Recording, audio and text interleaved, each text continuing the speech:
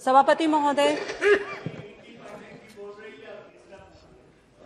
ये मेरे लिए गर्व का विषय है कि मुझे स्वतंत्र युग के मेरे स्वाभिमानी देश में संकल्प से सिद्धि का संकल्प लिए एक सक्षम नेतृत्व द्वारा, जिनका आधार वसुधैव कुटुंबकम हो एवं जिनका विश्वास सर्वे भवन्तु सुखिनः सर्वे सन्तु निरामयाः पर हो, ऐसे लोकप्रिय प्रधानमंत्री नरेंद्र मोदी जी की सरकार में हमारी महिला सशक्तिकरण की परिचायक देश की वित्त मंत्री निर्मला सीतारमण जी के द्वारा प्रस्तुत किए जाने वाले बजट वर्ष 2023-24 पर अपने नेतृत्व एवं अपने दल के कारण मुझे अपनी बात को आज इस सदन में रखने का सौभाग्य प्राप्त हुआ है। महोदय, हम देशवासियों के लिए इससे सुखद क्षण क्या हो सकता है जब 2019 की मोदी सरकार में वर्ष 2023-24 के बजट सत्र के प्रथम दिवस को संबोधित करने के लिए जनजातीय समाज की गौरव हम बहनों की सशक्त हस्ताक्षर राष्ट्र के सर्वोच्च पद पर आसीन माननीय राष्ट्रपति द्रौपदी मुर्मू जी के द्वारा किया गया हो। सभापति महोदय, ये खुशी तब और दुगनी हो जाती है जब हमारे देश के स्वतंत्रता के 75 वर्ष पूर्ण कर हम अमृत काल में प्रवेश कर रहे होते हैं। सभापति महोदय, इस बजट के माध्यम से हमारे प्रधानमंत्री, हमारे लोकप्रिय प्रधानमंत्री सभापति महोदय, उनका लक्ष्य है कि वर्ष 2047 तक हमारा देश स्वर्णिम काल में प्रवेश करके समृद्ध राष्ट्र के रूप में पुनः विश्व गुरु बनकर अंतर्राष्ट्रीय स्तर पर अपने प्रभाव को स्थिर रख सके। 100 वर्षों में आए कोविड के संक्रमण काल के बाद जब विश्व के बड़े देशों की आर्थिक विकास दर घटकर कम हो रही थी, तब हमारे देश का आर्थिक विकास दर 7% हम सबके समक्ष दिखाई देता है। आज हमारे देश की अर्थव्यवस्था विश्व के 10वें नंबर से हटकर 5वें नंबर पर पहुंचकर हम सबको गौरवान्वित करवाती है। आज कठिन वैश्विक चुनौतियों के बीच में भी प्रधानमंत्री जी के नेतृत्व में देश की G20 की अध्यक्षता विश्व आर्थिक व्यवस्था में भारत को सशक्त बनाने का एक बड़ा मौका है। महोदय, आदरणीय सभापति महोदय, किसी देश व राज्य के सुव्यवस्थित संचालन व उत्थान के लिए वेदों में कहा गया है कि प्रजा को सुखी रखने की नीति बनाना व लागू करना ही राजा का धर्म है व प्रजा के सुख में ही राजा का संतोष होना चाहिए।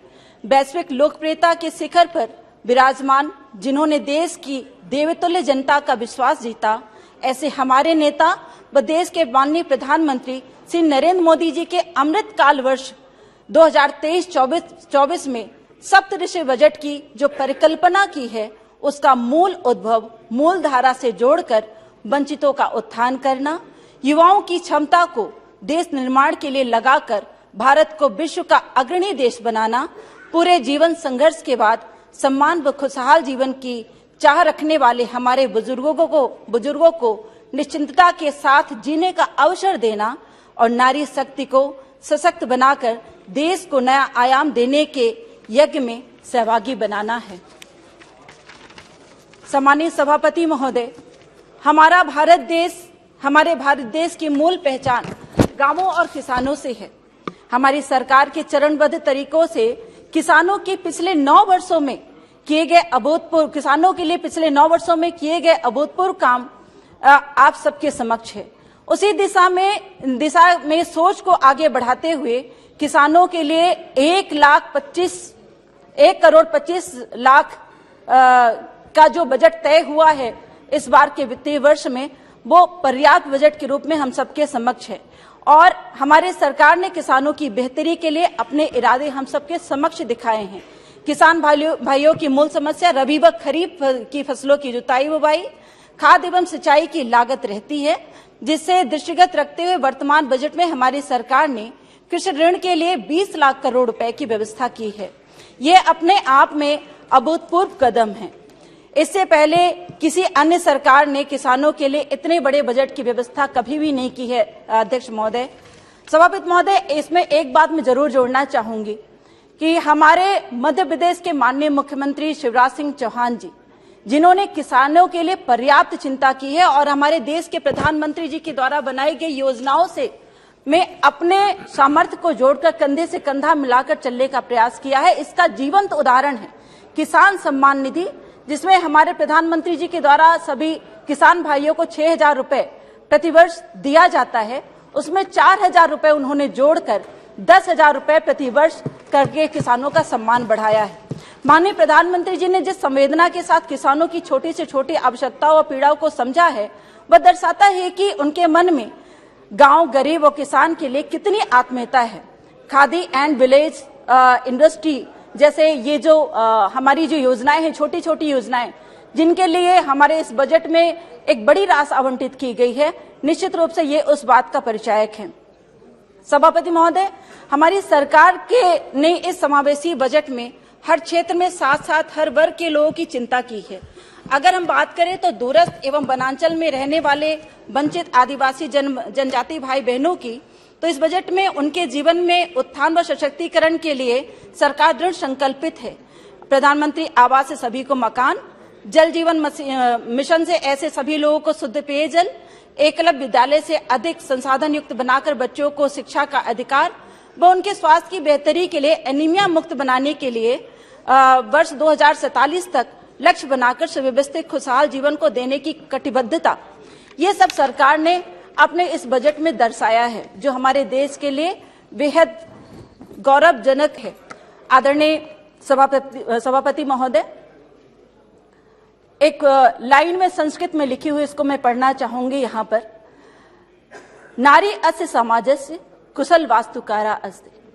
नारी अस्य समाजस्य कुशल वास्तुकारा अस्ति।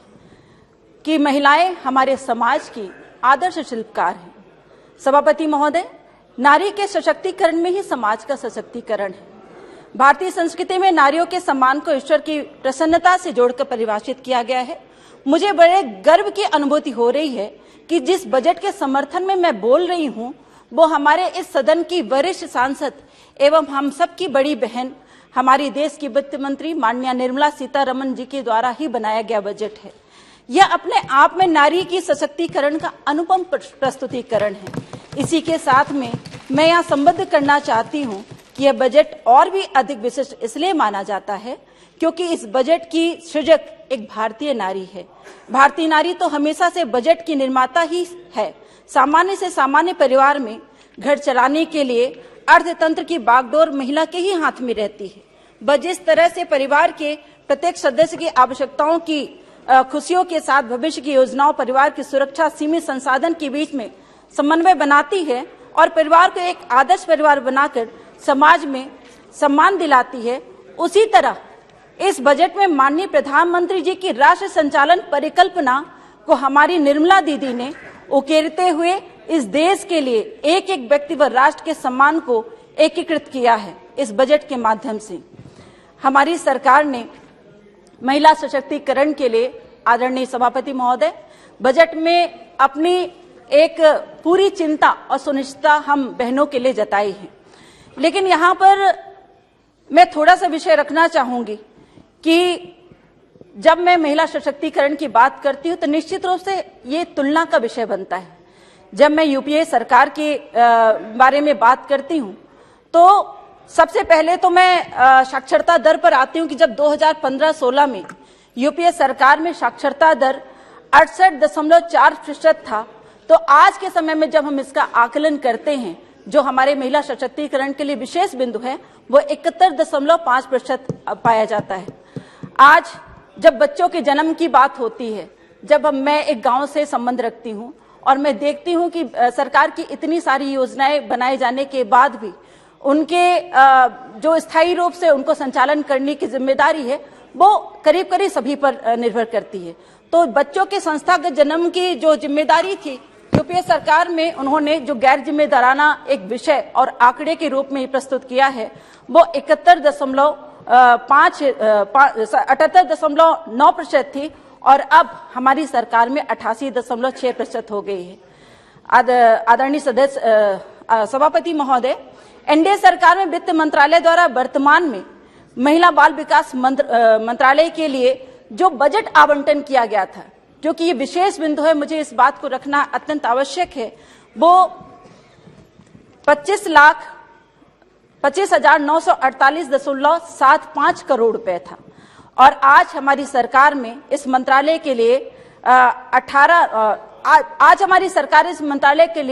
25,948.75 करोड़ आवंटित किया गया है। लेकिन तब यूपीए की सरकार में इस बजट को सिर्फ और सिर्फ 18,285.65 करोड़ रुपए इसको आवंटित किया गया था। और आप जानते हैं कि किसी भी विषय में इतने कम बजट को अलॉट करना इस बात का परिचायक होता है, इस बात को चिन्हित करता है कि हम उसके लिए कितने संवेदनशील हैं। आज आकांक्षी जिलों की अगर बात कहें तो निश्चित रूप से मैं भी एक आकांक्षी जिलों से ही आती हूं, जिसमें 40,000 सक्षम आंगनबाड़ियों की पहचान कर ली गई है और 9.84 करोड़ रुपए लाभार्थियों को पोषण ट्रैकर से जोड़ा गया है। अध्यक्ष महोदय, महिलाओं की सुरक्षा को मद्देनजर रखते हुए सरकार ने मिशन शक्ति को 2022 में लॉन्च किया था। इससे बहनों के सशक्तिकरण को नया संबल और सामर्थ्य मिला है और ये योजना भी हमारी सरकार। मुझे थोड़ा सा समय चाहिए सभापति महोदय। वाइंड अप जी। संबल और सामर्थ्य क्रमशः शामिल किया गया है। महिला ई हार्ट जो लॉन्च किया गया है, इससे हमारे महिला सशक्तिकरण को बढ़ावा देकर जो सुनिश्चित किया गया इस बजट में, इस 2023-24 के बजट में, निश्चित रूप से इसमें हमारी बहनें सशक्त और संबल अपने आप को महसूस करती हैं। हमारे मध्य प्रदेश सरकार के द्वारा मैं थोड़े से अपने विषय को इसमें जरूर जोड़ना चाहूंगी कि लाडली लक्ष्मी योजना, जिसमें 41 लाख से भी अधिक लाडलियां हमारे शिवराज सिंह चौहान जी, हमारे माननीय मुख्यमंत्री के उसमें योजना में उनकी सोच से ये योजना संचालित हुई है। और 42 जिलों में बेटी बचाओ बेटी पढ़ाओ जैसी योजना, प्रधानमंत्री मातृ वंदन योजना, जिसके लिए ये तीसरे स्थान पर इसको पुरस्कार भी मिला है। और प्रधानमंत्री कोविड में हमारे अनाथ बच्चों को यहाँ पर इन योजनाओं के माध्यम से जोड़ा गया है। गांव की बेटी जैसी योजनाएं। और एक महत्वपूर्ण योजना के विषय में मैं बात करना चाहती हूँ, हमारे माननीय मुख्यमंत्री शिवराज सिंह चौहान जी के द्वारा जो अभी लॉन्च की गई है, और इस योजना का नाम है लाडली बहना योजना। महिला सशक्तिकरण के विषय में मैं बात कर रही हूँ, इसलिए मुझे थोड़ा सा समय और चाहिए। और लाडली बहना योजना एक ऐसी योजना है जो पूरे देश में पहली बार इस तरह की योजना हमारे माननीय मुख्यमंत्री जी ने। 15 members are there to speak in your बस party. मैं अपनी बात को 5 से 7 मिनट में खत्म करूंगी। No, 2 minutes. Please conclude. Sir 5 minute. 15 and more members are there in your party to speak in the budget. मैंने पहले रिक्वेस्ट किया था, मुझे 5 मिनट का समय चाहिए जी। और ये पूरे देश में इस योजना को पहली बार बनाया गया है और इसमें सबसे बड़ी बात यह है कि हमारे हर बहनों के खातों में 1,000 रुपए पर माह आएंगे और 12,000 रुपए साल के योजना से हमारी बहनों के सशक्तिकरण को कोई रोक नहीं सकता।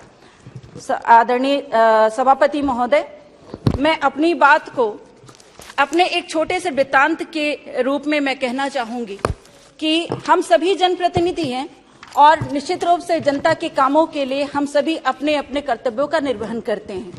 और निश्चित रूप से मेरा कार्य जो मेरी योजना के तहत मेरे पंचायतों में भ्रमण के स्तर पर हमेशा चलता रहता है और हम सभी जनप्रतिनिधियों का चलता है। लेकिन उससे जुड़ा हुआ एक विषय जो मैं यहाँ पर इस सदन में साझा करना चाहती हूँ, वो ये था कि एक बार जब मैं क्षेत्र भ्रमण के लिए निकली और मैंने अपना कार्यक्रम खत्म किया, और कार्यक्रम खत्म करने के बाद जब मैं अपने जनता से, कार्यकर्ताओं से, अपने भाइयों बहनों से मिल रही थी, तो वहां पर एक महिला आई। मैं इस बात को इसलिए कहना चाहूंगी कि जो ये बजट है उसका पूरा स्वरूप इस बात पर, इस विषय पर निर्भर करता है। और उसने ये कहा कि मैं आपके लिए कुछ लेकर आई हूं और मैं मिलना चाहती हूँ। कार्यकर्ताओं ने उन्हें लेकर मेरे पास वो आए, तो मैंने उनसे पूछा, आप बताइए आपका काम क्या है। उन्होंने कहा कि मेरे पास काम कुछ नहीं है आपके लिए, क्योंकि मैंने तो सिर्फ आपको एक उपहार देने के लिए यहाँ पर अपनी उपस्थिति इतनी दूर से दी है, क्योंकि ये मेरा गांव है, लेकिन इस गांव के दूसरे कोने में मैं रहती हूँ। मैंने उनसे पूछा तो उन्होंने कुछ भी नहीं बताया, उनके आंख में आंसू आ गया। मेरे कार्यकर्ताओं ने उनके बारे में जब मुझे बताया तो उन्होंने कहा कि ये उस कठिनाई के दौर से गुजरी हुई महिला है जहां पर मध्य प्रदेश सरकार की और केंद्र सरकार की सारी योजनाओं का लाभ ने, सारी योजनाओं को उनके जीवन को परिवर्तित करके रख दिया है। जो कि उनके उनके परिवार में उनके पति को लग गया था और वो बेहद गंभीर बीमारी से ग्रस्त भी थे। 2 बच्चे थे, कच्चे मकान में रहती थी। Please लेकिन conclude. You उसके took बाद 15 minutes, please. मैंने 5 मिनट का समय मांगा है, लेकिन उसके बाद जो उन्होंने बताया कि हमारे सरकार की सभी योजनाओं का लाभ उन्हें मिला। आयुष्मान कार्ड के तहत उनके पति का इलाज हुआ। दोनों बच्चियां जो उनकी थी, उनका उत्कृष्ट विद्यालय में एडमिशन हुआ और आज वो शहर में रहकर उनको पढ़ा रही हैं। उनकी सासू माँ, उनको विधवा पेंशन से उनके जीवन यापन को एक बनाने का, आगे चलाने का स्तर बढ़ा। तो ये विषय इसलिए मैंने यहाँ पर कहा कि हर एक व्यक्ति, हर एक जनप्रतिनिधि जो यहाँ पर सांसद के रूप में बैठे हैं, वो किसी न किसी तरह से अपने केंद्र सरकार की योजनाओं से प्रभावित है। और मैं ऐसा मानती हूँ कि जब वो जाते हैं क्षेत्र में तो सरकार की जो योजनाएं हैं उन्हें उनके वोट बैंक पर प्रभावित करती हैं। इसलिए मैं धन्यवाद देती हूँ केंद्र सरकार के इस बजट को, आदरणीय निर्मला सीतारमण जी के इस बजट को, जिन्होंने एक बेहतर जीवन यापन के, और सिर्फ आज की नहीं, ये चुनावी बजट नहीं है, ये 2047 के 100 वर्षों का जो पूर्ण होने वाला जो समय काल है उसका बजट है। अध्यक्ष महोदय, किसी भी राष्ट्र के सर्वांगीण विकास की परिकल्पना बिना उन्नत यातायात साधन के संभव नहीं हो सकती। इस दिशा में हमारी सरकार ने 2014 से जब अब तक ऐतिहासिक लक्ष्य प्राप्त किया है, वह वर्ष दर वर्ष कार्य लक्ष्य बनाकर सड़क, रेलवे, हवाई क्षेत्र में इंफ्रास्ट्रक्चर को शीर्षस्थ स्थान पर पहुंचाया है। इस वर्ष बजट के राजमार्ग के लिए पिछले वर्ष की तुलना में 38% की वृद्धि करते हुए 2,58,000 करोड़ की व्यवस्था की गई है। इसी तरह रेलवे के बजट में 75% की वृद्धि करते हुए 2023-24 के बजट में 2,40,000 करोड़ का प्रावधान किया गया है।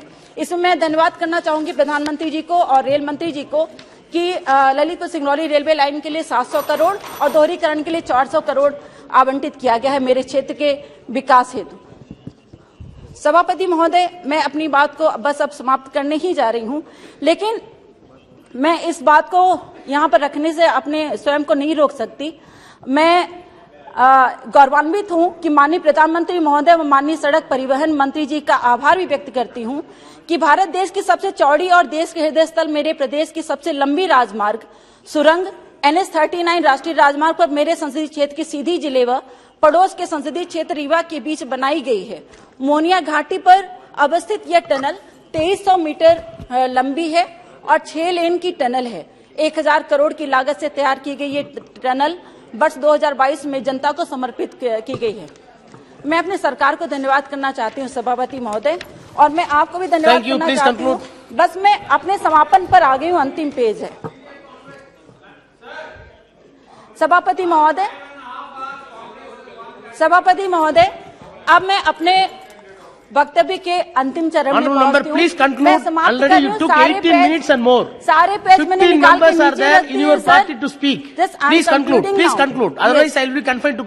हैं। समेकित रूप में कहें तो अमृतकाल वर्ष 2023-24 के इस सप्तऋषि बजट में उदार हृदय से सभी वर्गों व सभी क्षेत्रों की सभी छोटी बड़ी आवश्यकताओं को पूर्ण करने वाले कामधेनु बजट की झलक भी है। तो मां भारती के रक्षा में तटस्थ वीर की तरह देश की सीमाओं की सुरक्षा सुनिश्चित करने वाली आवश्यक गतिविधियों को पूर्ण करने वाली पराक्रमी बजट की झलक भी है। सभापति महोदय, इस बजट में जनता के लिए मां के वात्सल्य की आहट भी है, तो राष्ट्र निर्माण के पिता के कर्तव्य बोध का अनुशासन भी है। सभापति महोदय, यह बजट युवाओं के भविष्य का बजट है। यह बजट बुजुर्गों की आशाओं का बजट है। यह बजट महिलाओं के अस्तित्व की स्वीकार्यता का बजट है। यह बजट किसानों के चेहरे पर मुस्कान की सुनिश्चितता का बजट है। यह बजट वंचितों के जीवन की महत्ता पहचानने का बजट है। सभापति महोदय, यह बजट भारत के विकसित राष्ट्र को बनाने की दिशा में नींव का पत्थर है, जिसके आधार पर विकसित राष्ट्र की संरचना आकार ले रही है। बहुत बहुत